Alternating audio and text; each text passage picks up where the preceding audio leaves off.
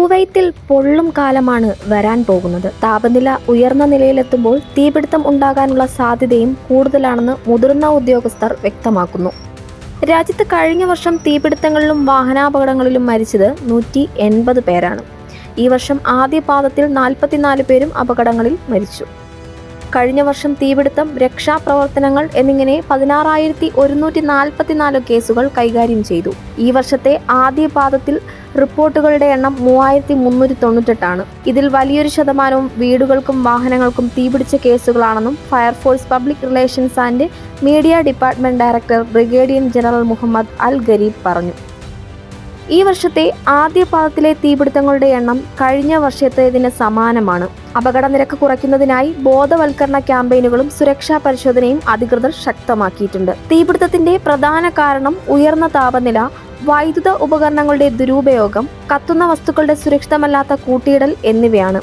അശ്രദ്ധ, ഉണങ്ങിയ പുല്ല്, മാലിന്യങ്ങൾ എന്നിവയും അപകടങ്ങൾക്ക് കാരണമാകുന്നു. അതേസമയം ശനിയാഴ്ച കാലാവസ്ഥ ചൂടും പൊടിപടലവും നിറഞ്ഞതായിരിക്കുമെന്നാണ് അധികൃതർ വ്യക്തമാക്കുന്നത്. വടക്കു പടിഞ്ഞാറൻ കാറ്റ് ശക്തമാകും. മണിക്കൂറിൽ 30 മുതൽ 60 കിലോമീറ്റർ വരെ വേഗതയിൽ കാറ്റ് വീശാം. പരമാവധി താപനില 38 മുതൽ 40 ഡിഗ്രി സെൽഷ്യസ് വരെയാകും. കടൽ തിരമാലകൾ 4 മുതൽ 6 അടി വരെ ഉയരും. ശനിയാഴ്ച രാത്രിയും കാലാവസ്ഥ ചൂടുള്ളതായിരിക്കും. വടക്കു പടിഞ്ഞാറൻ കാറ്റ് സജീവമാകും. കുറഞ്ഞ താപനില 24-നും 26-നും ഇടയിലായിരിക്കുമെന്നും റിപ്പോർട്ടുകൾ ചൂണ്ടിക്കാട്ടുന്നു. 4 മുതൽ 8 മിനിറ്റ് വരെ വേഗത്തിൽ ഫയർഫോഴ്സ് സംഘം സ്ഥലത്തെത്തുമെന്നും ജനറൽ മുഹമ്മദ് അൽ ഗരീബ് പറഞ്ഞു.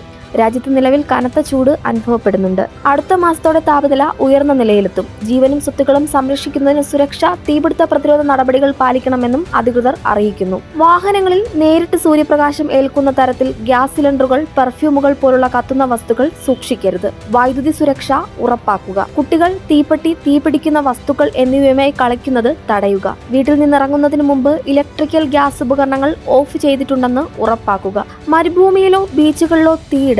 ഉപയോഗശേഷം തീ പൂർണ്ണമായും അണഞ്ഞുവെന്ന് ഉറപ്പാക്കുക. വാഹനത്തിലും താൽക്കാലിക താമസ സ്ഥലത്തും അഗ്നിശമന ഉപകരണം ഉറപ്പാക്കുക.